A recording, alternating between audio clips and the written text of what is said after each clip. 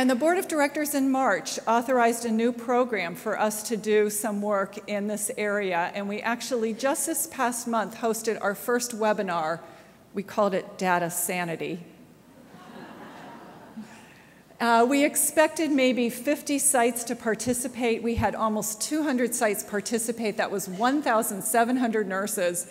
And one person in this house actually shared with us that she listened to that webinar. It was excellent, and it got her fired up about data. So we are doing a lot of amazing work, really based on work that we have done today. We're also doing work really to respond to things that are happening and preparing us for the future. We also launched last year our American Nurses Advocacy Institute. This is a program where individuals come and learn how to be advocates so that we can educate and develop and coach and mentor the next generation of leaders in policy advocacy work.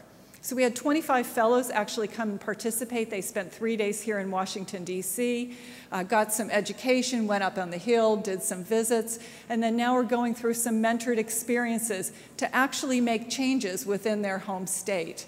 And I also know that in the House, we actually have a fellow in the Institute who was here for Lobby Day, part of the 300 people who marched up to the Capitol and had visits with the Capitol, part of the 1,000 nurses that participated in that, and actually met with the Senate Majority Leader, Harry Reid.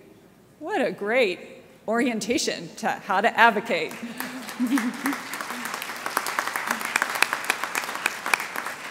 Now, I do want to stop and pause for a minute because, we had a lot of fun here with the President of the United States showing up. But I do want to make sure that you're really cognizant of, we also this week lobbied. We had room for 300 nurses to participate in Lobby Day. We had 300 nurses participate in Lobby Day.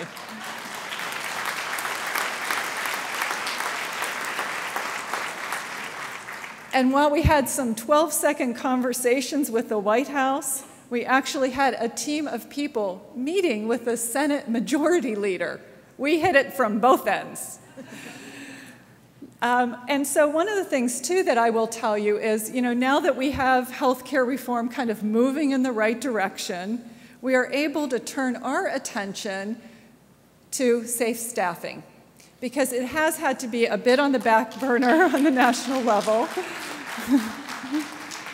And people now have an opportunity to focus on some other very important work. And actually, we're very lucky to be doing this work at this time because many states have already done a considerable amount of work. And one of the things that I love about ANA is the way that we share what works, what doesn't work, what strategies we've used, the resources that we have developed. And so as we reintroduce federal legislation, we were really able to take the richness of wisdom and expertise about what happened with safe staffing in the states and roll that into a package on the federal level. So in case you thought maybe this week not enough was going on, we actually, I am very pleased to announce that this week a revised bill was introduced in both the House and the Senate on safe staffing. So very remarkable, very remarkable. So on the House side, the bill number is 5527. On the Senate side, it's 3491.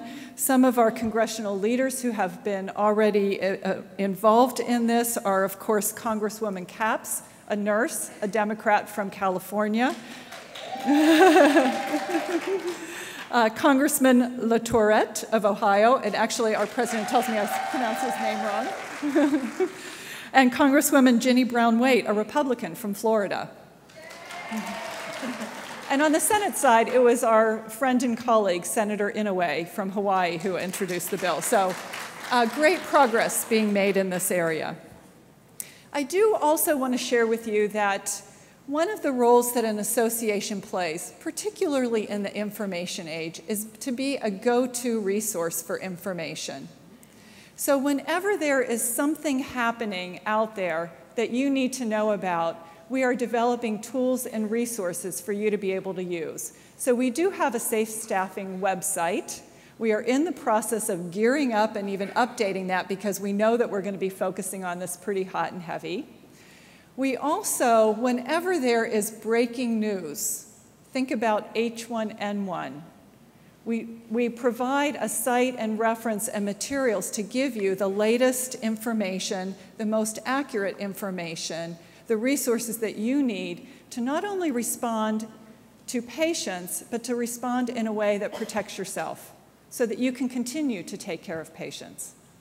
Now, I do want to talk about H1N1 a little bit, because one of the things that happened as we had our H1 epidemic is we realized that in this country there was a lot of confusion around immunizations, and that we as nurses and we as nurse leaders could really step into a leadership role in this subject area.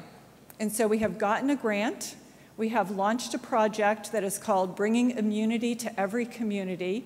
We have an amazing website called ANA Immunize that if you ever need any information about immunizations, this is your go-to spot.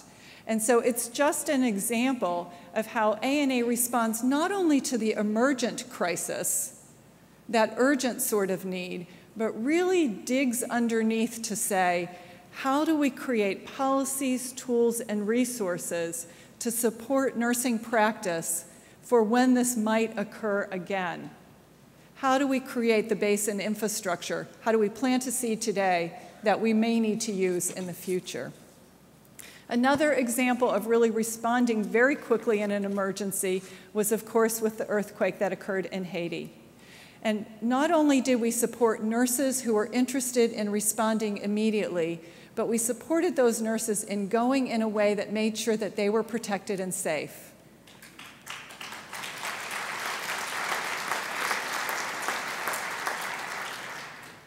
We also recognized that the infrastructure for nursing practice was absolutely destroyed in Haiti. And so through our foundation, we created a mechanism for nurses to make donations to rebuild the nursing education infrastructure, planting a seed for the future for that country. Here's another example. We also heard from our young nursing colleagues, our novice nurses, new graduates, that they were graduating and they were unable to find jobs. So we responded both to the media, who said maybe this is the end of the nursing shortage, to say, no, that would be wrong, but also supported individual registered nurses by creating our new Nurses Career Center, which is really a mechanism to link nurses with available positions, but also to support nurses in how to go through that process of getting a job. A great resource that was launched very quickly when this need emerged. Another great resource that is available as an exclusive benefit of ANA membership is the new Mosby's Nursing Consult website.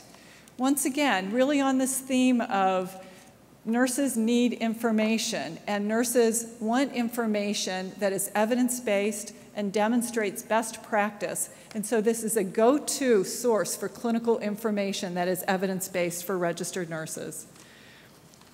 Now, one thing that I have been asked to also talk about is a little bit about the foundational work of our association. Because even as we are launching new programs and products, the core of our association is really around this foundational infrastructure. So our Congress on Nursing Practice and Economics has been doing an amazing job over the last 2 years to produce position statements, scopes and standards, revise our social policy statement and our scopes and standards. And once again, you will be getting that information right away here at this house in a forum tomorrow. We also will be republishing these books. And some of my colleagues say, I don't lug books around anymore, Marla. I need them electronically. So we are going to make that happen, thanks to some work of the staff to really produce all of this in an electronic manner, for those of you who only want little things. I do want to take just a brief minute also to talk about ANA's strategic plan. Some of you may have heard that the Board of Directors over the last couple of months has revised and updated our strategic plan.